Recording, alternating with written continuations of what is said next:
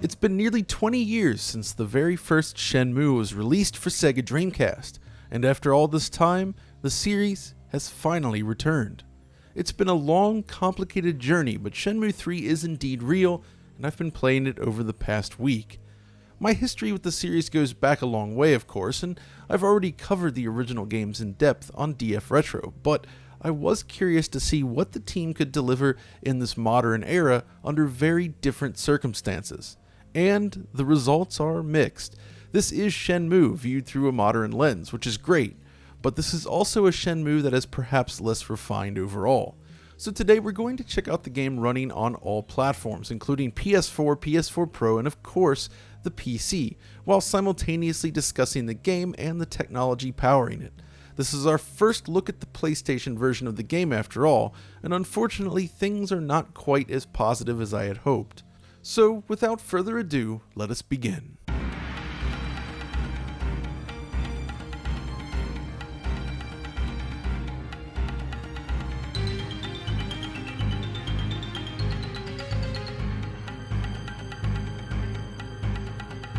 A lot has changed since the original Shenmue was first released. Its announcement and subsequent arrival were quite an event at the time, the culmination of everything Sega AM2 had learned throughout its storied history. It was one of the most expensive games ever produced at time of its release, a truly lavish production, but it was also very different. It's important to remember that up to that point, Sega AM2 was laser focused on the arcade scene, releasing genre-defining games on cutting-edge hardware developed alongside the game itself. I think this is a key thing to keep in mind when discussing the legacy of AM2 and Yu Suzuki. They managed to create so many legendary games in such a short time frame, usually on brand new hardware, well ahead of the competition. It was incredible. But it's been years since Yu Suzuki properly directed a large release such as this, and a lot has changed. With a presumably smaller budget and fewer resources at their disposal, the development team selected to utilize third-party technology such as Unreal Engine 4, as opposed to building everything in-house as was the case in the past. This is a significant shift for Yu Suzuki and crew. Given those constraints then, I do feel that Shenmue 3 looks and feels as good as you might hope a modern Shenmue would, at least for the most part.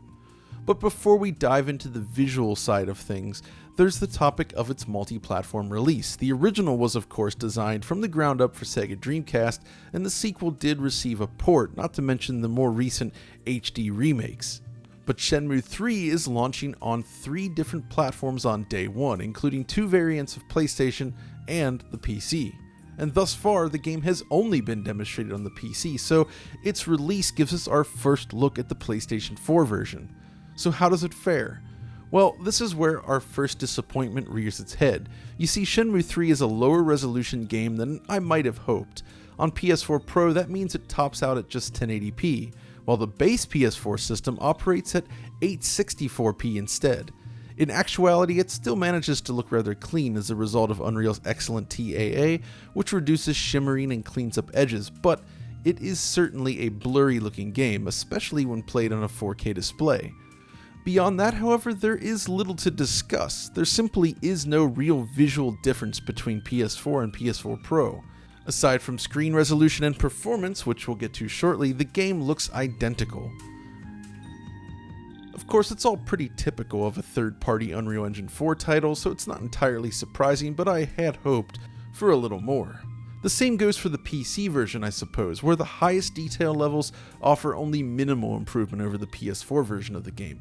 It does look good already, but increasing the overall draw distance of things such as foliage and shadows would definitely help.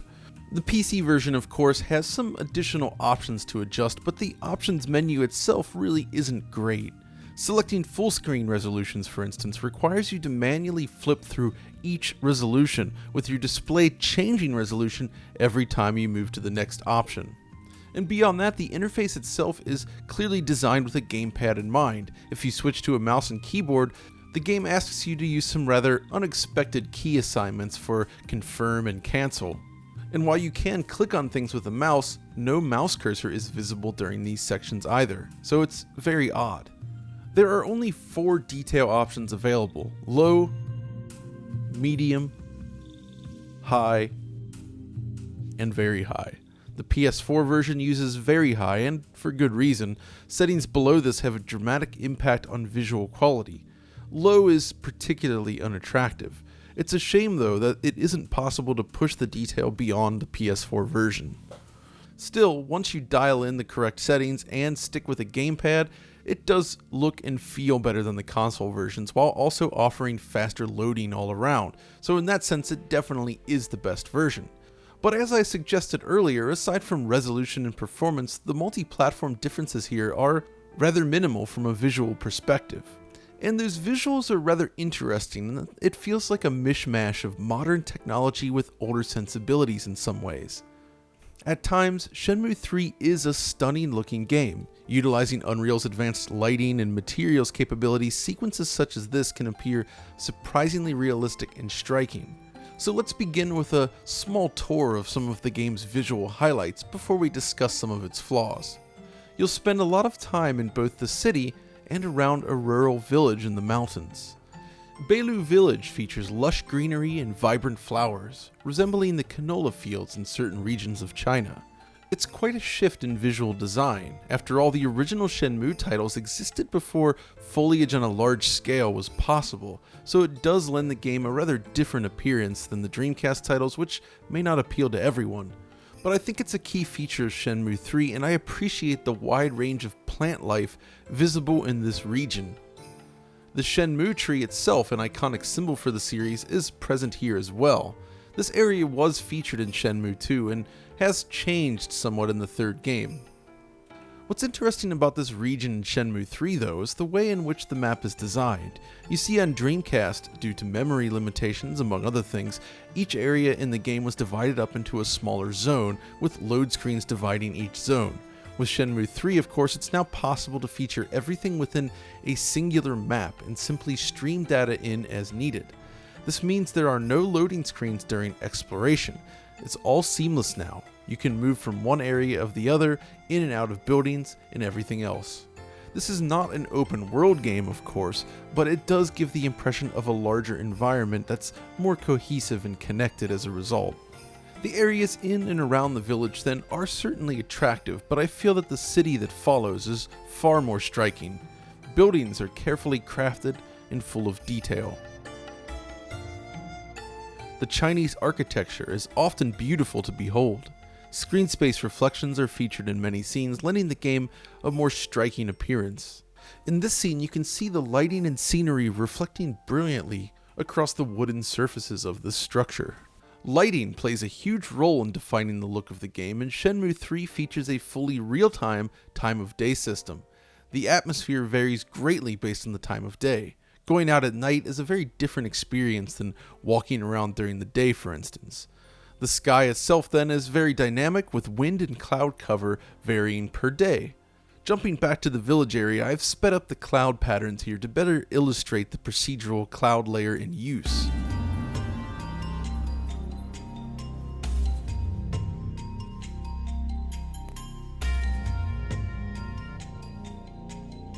Shenmue 3, of course, also features dynamic weather, and that includes 3 variations of rainfall ranging from a light sprinkle to a heavy downpour. As the rain pours down on the environment, the ground even becomes wet and muddy. A small but nice touch. Beyond this, the texture work itself is generally quite good, sometimes uneven, but there is a fair amount of detail if you look closely. Many surfaces even make use of parallax occlusion maps to great effect, lending scenes additional depth if you look closely. But a large part of the Shenmue experience stems from its interiors and detail on smaller objects, and Shenmue 3 does include a large number of structures which you can enter. Within the first village, you can enter and explore a wide variety of shops and homes. Within each structure, you can closely examine a large range of objects. You can open drawers, cabinets, and pots. This was an important feature of the original game on Dreamcast, and it is utilized well here. There's even sequences where you need to rummage through buildings to find key objects in order to continue your investigation. Later in the game, you encounter a familiar storefront, the Tomato Mart, which has its shelves lined with items just like you would expect, and each item is reasonably detailed as well. In fact, if you look closely at the smaller items throughout the game, you may be surprised by the amount of detail poured into each texture. And you'll run into plenty of other places like this to explore throughout the game, and each of them features a reasonable amount of detail. Trinkets are lined up nicely across large tables and shelves, while gachapon machines make frequent appearances. There's a range of temples to encounter as well, and while they are beautiful from the outside, they're often just as lovely within, with strong, vibrant red hues and fine detail present throughout. Not every building is as detailed as some of our examples thus far, but I do feel that it works overall, and many of them even bear a resemblance to the Dreamcast originals, at least in terms of the way items are laid out. Unfortunately, there's also a lot of repetition, especially early on, where each of the villagers' homes tend to look very similar to one another. Of course, this was also true of certain areas in Shenmue 2 and Dreamcast, so I suppose it can be forgiven. There are, of course, arcades to explore as well, from the smaller entertainment parlor in the village, to the various game centers hidden deep within the city. If you look around, you'll find posters for Sega AM2 games, of course, but the new minigames are all original works. I do, however, appreciate the attempt at recreating old electromechanical games such as this. Racing this car along a spinning cylinder, for instance, reminds me of games such as Sega's old Moto Champ, an electromechanical game from 1973. But there are other titles, such as this spoof on Virtua Fighter, and the return of Excite QTE, among others. They all look and perform as you'd expect, but the lack of games with increased depth such as Space Harrier is certainly felt. There's no doubt then that the layout and design does feel suitably Shenmue, but at the same time, the lower budget is evident in many areas where the game lacks that handcrafted feel of the original Dreamcast titles. It simply feels somewhat uneven when taken as a whole, but I do feel that they've done a respectable job here given the huge constraints the development team faced this time around. And that's where we get into some of the less positive points. There are a lot of elements in this game which feel somewhat unpolished or unfinished. The most obvious is the way in which the cutscenes are handled. The game regularly uses this fade to black transition, for instance, within a normal scene, and honestly, it feels rather awkward. Using the game's debug mode, however, we can at least understand what's going on here. Characters are often moved around the scene based on each dialogue sequence, and they must have felt that using this fade to black transition was the best way to conceal this. The cutscene direction in general, however, lacks the flair of the Dreamcast originals, and honestly, there just aren't enough of them. You spend a lot of time engaged in rather generic dialogue animation sequences. That said, when the cutscenes are ramped up, the quality is still rather good. The introduction sequence, for instance, is well directed and looks great in motion. This of course ties into character detail, which I think is fairly good on average. Main characters such as Ryo and Shenhua look great, with huge strides made since the original Kickstarter reveal. As I mentioned in the preview video, I feel that they compare favorably to the Dreamcast models as well, a design that feels like a continuation of earlier AM2 games such as Virtua Fighter 3 even. Even things such as Ryo's shoes hold up nicely upon close inspection. On the other hand, the variety of NPCs that you encounter throughout your quest are somewhat less attractive, as you might expect, though I suppose this is also true of the Dreamcast originals. I do have a couple complaints about the presentation, however, small nitpicks if you will.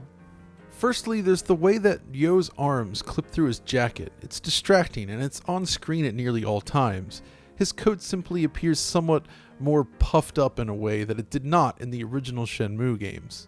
Secondly, there's the camera placement itself. The way in which the camera is situated behind Ryo, along with the selected field of view, never feels quite right to me, especially when running. I'd like to see the camera pulled back a touch so that Ryo's body is fully visible.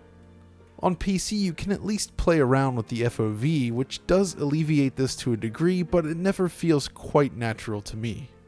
At least the controls themselves are modernized. The grid-like movement of the original game has been replaced with a more natural movement system, and the map itself offers increased freedom in terms of where players can walk. You're free to wander off the beaten path, at least to a degree. The addition of a proper right-stick camera system also aids navigation. Of course, if you look beyond the controls and the characters, many other elements feel like a product from the early 2000s, and I don't mean that in a bad way, but perhaps it doesn't go quite far enough. Basically, Shenmue is at its core an evolution of the graphic adventure or interactive graphic novel style of game. Like the original, gameplay revolves around a goal or objective. You're often tasked with, say, finding a certain person or place, and you'll need to ask around and find the right people to discover clues on how to locate your objective. Once you reach your objective then, you will engage in some sort of cutscene, fighting sequence, or something else. Most of your time with the game will be tracking down these clues then. But along the way, time will pass in real time, and other activities become available, minigames for instance. You also need to watch your food intake, as this regularly drains during gameplay, and you'll need to eat some food in order to refill it. With this constantly draining, however, it can become annoying over time, so that's something to consider. Still, the basic gameplay loop here feels rather familiar, and it hasn't evolved in any significant fashion from the original games, but I kind of feel that's a good thing in this case. That said, where I feel Shenmue 3 is a step back from the originals is the battle system. Battles pop up throughout your adventure as a way to gate progress, so to speak, but unlike the original games, this new battle system feels overly simplistic, more of a button-mashing exercise than a refined fighting game. The original Shenmue shares elements with the Virtua Fighter series, but Shenmue 3 loses this connection somewhat. It does work well enough, I suppose, and you do get used to it, but it doesn't feel as refined as it could be, and it's one of the areas where I feel Shenmue 3 falls short. And if you couldn't tell by now, my feelings have kind of swung back and forth throughout my time with the game. There's these moments where it perfectly captures the essence of Shenmue. Walking back to your house to turn in for the evening as the sun sets below the mountains just feels so serene and very Shenmue. But then, a few minutes later, you'll encounter an unexpected rough edge or some other area of design that falls short, and it just loses something. Still, when it works fairly well. This is a smaller scale adventure than Shenmue 2 as well. It's more intimate like the original game, and honestly, I appreciate that. There are flaws for sure, but I'm happy that it exists, and overall I'm impressed with what has been achieved given the constraints. Of course, there is still one other aspect of its technical makeup that I need to address, and that is the frame rate. To recap, the original Shenmue titles both aimed to deliver 30 frames per second on the Dreamcast, and by and large they did just that. Shenmue 3, as it exists on PlayStation 4, however, is a different beast, and unfortunately the development team has made a decision that I don't fully agree with. Essentially, the frame rate has been left uncapped. Let's bring up the frame rate graph and you'll see what I'm talking about. Essentially, on both PS4 and PS4 Pro, Shenmue 3 runs without a frame rate cap. VSync is enabled, of course, so there's no tearing, but the frame rate itself is wildly unstable. This means that performance hangs mostly between 30 and 60 frames per second. As always, this results in inconsistent frame times, with some frames persisting for 16 milliseconds and others persisting for 33, leading to visible judder. When combined with the somewhat weightless running animation, the game just doesn't feel that great to play on PS4. It's not smooth enough for my taste at least. Furthermore, there's a significant gap between PS4 and PS4 Pro. The Pro is always faster than the base PS4, often by 5 to 10 frames on average. With the lower average frame rate on base PS4, the game just feels worse. Obviously, the best solution to this would be to implement a 30 frames per second cap as an option. This would solve the consistency issue and allow for a stable level of performance. The only potential issue there is that, depending on the version of Unreal Engine used to develop this game, that cap may introduce frame pacing issues, so it's not even guaranteed that these issues could be solved. For this reason, I must recommend the PC version above all else. It's simply a more pleasant experience as a result of the consistency. Well, as long as you have the hardware, since the requirements are somewhat higher than expected. with my 10-core RTX 2080 Ti system unable to lock to 4K 60 in all situations. The introduction sequence, for instance, struggles at this resolution.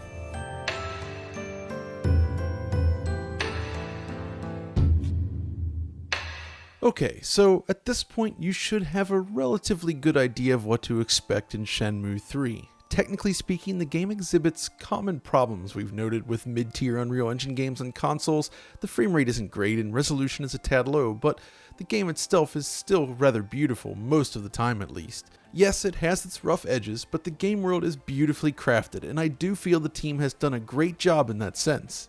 As a game though, I also feel that they've done a reasonable job of continuing the legacy of Shenmue. Sure, the battle system is a step down and the game isn't as well paced as the original Dreamcast titles, but the essence of Shenmue is still beating strong. This feels like a game that was developed immediately following Shenmue 2, a game that does not take into account the evolution of the industry over these years. And that's not a bad thing. I'm thrilled that Shenmue exists, even if it isn't everything we could have dreamt of. The team faced such an insurmountable level of expectation here when you consider the high-budget nature of the originals combined with the full resources of Sega at the time and the huge amount of time that has passed since Shenmue 2. It's remarkable that something like this exists at all. So where do we go from here then? Well, it seems that this project helped kickstart Yu Suzuki back into action, and I hope that what they've learned along the way can lead to bigger and better things. Perhaps Shenmue will continue, or maybe something else is waiting for us. Either way, even with its flaws, I'm happy that a game like this can exist in 2019. So whether you're a fan of the direction that Shenmue 3 has taken, or find yourself disappointed with some of the decisions made along the way, I do feel that this is a project worth experiencing. As for this video, however, we've reached the end, and I hope you've enjoyed this strange little tour through the world of Shenmue 3, and if you did, as always, be sure to like and subscribe for us, and ring the notification bell above for instant updates from Digital Foundry, or follow us over on Twitter. And until next time, this is John, signing off.